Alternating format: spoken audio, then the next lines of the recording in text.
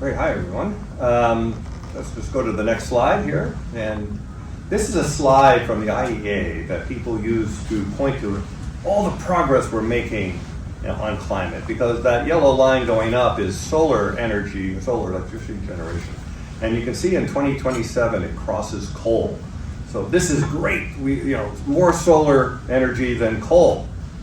This is actually a chart that shows how screwed we are, because you'll notice the fossil fuel lines aren't really dropping. In order to meet our climate goals, they have to be dropping dramatically. And the point here is it really doesn't matter how much renewable energy we produce, because renewable energy does not stop climate change, and by the way, it doesn't cause climate change, which is why we like it. But just making renewable energy is not the same thing as reducing fossil fuels, and we'll get back to that in a moment. Let's go to the next slide. So what's already happened? This has all happened already. We've increased the atmosphere CO2 concentration by 50% of CO2. But when you add in other greenhouse gases like methane and others, we've actually doubled the climate forcing already. And by the way, just as reference, we are 140 parts per million more of CO2 than pre-industrial. When it was 100 parts per million less in the Ice Age, sea levels were 400 feet lower than today. And now we're 140 above what pre-industrial, and going higher, of course. So we're talking about serious things. Summer Arctic sea ice is 70% less in volume than just 30 years ago. Extremely hot summers, which is a little hard to understand, but you take the average summer temperature for every weather station in the world, and you plot it out, and you say, what was an extremely hot summer? We'll define that as being the 1 in 1,000 warmest summer back then, 1950 to 1980. Yes, how often do they happen now? Instead of 1 in 1,000, it's 1 in 5. So it's increased in 50 years, 20,000%, and that's real. That's what causes all the damage you're seeing, the crazy weather. That isn't. So when you increase the temperature a little bit, on average, the extremes go up a lot, and we see that in the rain as well. By the way, that's one reason we get. So when the average precipitation hasn't changed much, but the extremes have a lot. We've also destabilized the jet stream, which is this quick air current around the Arctic, and is now slow and wavy, and that's what's giving us these crazy weather, the heat waves and everything like that, and the cold waves as well.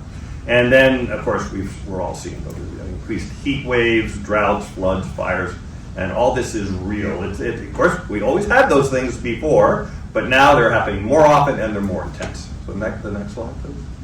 So what's going to happen? Well, this is just really just the last couple of weeks. It's now a 50% chance that we're going to hit 1.5 degrees warming this year, 2023. And that includes the first half of the year being cool, by the way. So it's really insane that it's even possible. It'll probably be 1.4, but maybe 1.5. Next year, certainly will be above 1.5. Could be 1.7 next year. Now, this is a peak. It's not the trend, but still the trend is not far behind. And we are on track, almost certainly, unless we change things, for greater than 2C in the 2040s. And I should just note that even though we're targeting 2C for net zero target, hey, we'll stay at 2C or below, 2C is catastrophic. So the goal is to, hey, let's go to catastrophic, okay? No, not a good plan, so we should do something about that. We might have passed some tipping points already, like the West Antarctic ice sheet, which is that alone is 10 feet of sea level rise. Not immediately, but over a few hundred years, and that's pretty fast. And that's on top of all the other sea level rise. And we are on track for droughts that are as bad as the 1930s Dust Bowl, but over wide swaths of the US and Europe and Brazil and other places. And a blue ocean event where we're virtually ice-free in the Arctic, and therefore the sun is shining on dark ocean, absorbing more heat rather than on reflective ice, is coming soon.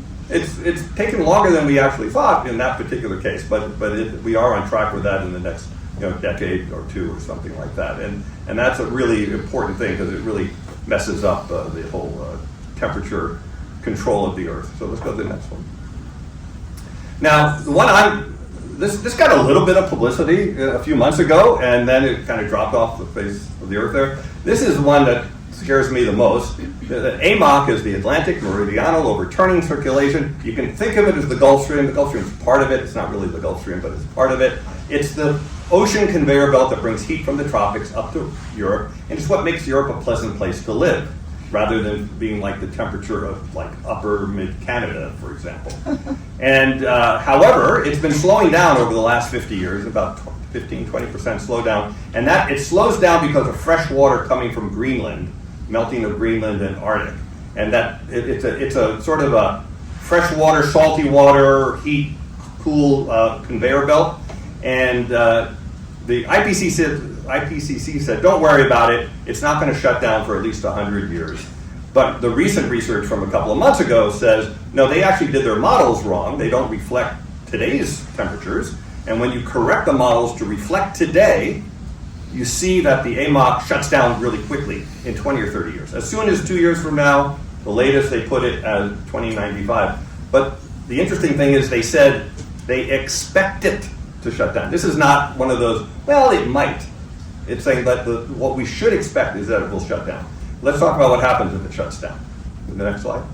So the thing everybody knows about is that Europe gets colder if this happens. In Northern Europe especially, like Norway, like 8 C lower than the average, which is insane, by the way. But a lot of Europe will just counter the global warming, and it won't mess up mid-Europe too much.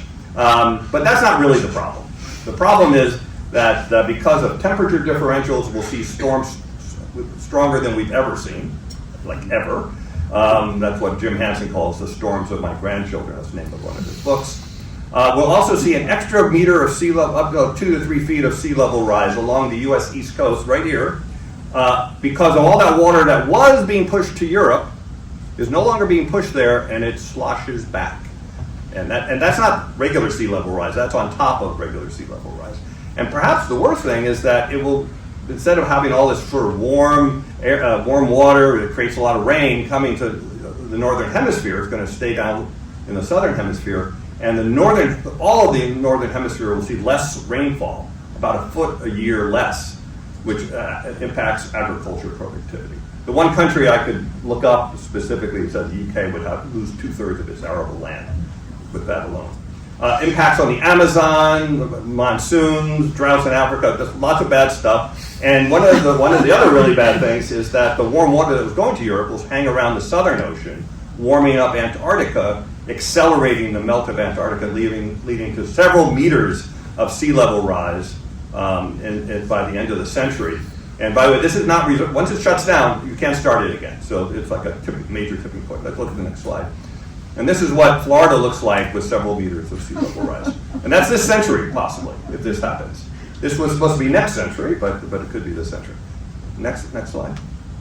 So we have this big problem. So what is the first law of holes? When you find yourself in a hole, stop digging, okay? So that's what we have to do. Next slide. There's 3 major things we must do. We must dramatically and urgently lower our emissions. Everyone agrees on that one. But we have to do it far faster than people think. The second thing we have to do is to remove all the emissions we've done in the past, which is 2.4 trillion tons of emissions. So CO2 is already too high. The last time it was today's level, sea levels were 75 feet higher than they are now. So we're just waiting for that right now. So we have to go back and remove all of that. So it's much larger scale, 40 to 50 gigatons a year, not 10 gigatons like Paris Agreement assumes and these kinds of things. And by the way, Onyx is working on the first 2 of these. So it's actually really exciting that they're working on the first 2. And the last one, which is very controversial and everyone thinks it's a terrible idea, and we're going to do it, is sunlight reflection methods, sometimes known as solar radiation management, but sunlight reflection methods, much better term, and I'm working to change it, SRM, and we're going to do it because it's the only thing that can actually stop that AMOC collapse, because the other ones don't work fast enough. This one works in a year or 2 to cool things off. Next. So what does this mean for investors? Well, one thing it means is you have to think big. Like all the days of these incremental changes, hey, we're going to lower, we're going to have like carbon neutral potato chips or whatever it might be, that's gone. We have to think big, and we have to think, how do we really make a difference in emission? how do we lower fossil fuel supply? I'll get back to that in a moment. But so one thing we'd like to do is to lower the demand, which is good. You know, have EVs, you know, use less oil, heat pumps, get rid of gas, and it's all great. But the thing you really want to do is to get rid of the supply, because then everything will follow after that. And the best way to do that is with government policy. And as we can all see, that is not happening. They're not even talking about doing that. They're willing to subsidize renewables, but as we saw, that doesn't really do it. So the second best way, in the absence of government policy, are the market mechanisms, the kind of thing that Onyx is doing. And then I think that's it. Is that right? Yeah. So anyway, thank you, and we can talk later if you have questions about that. Thanks.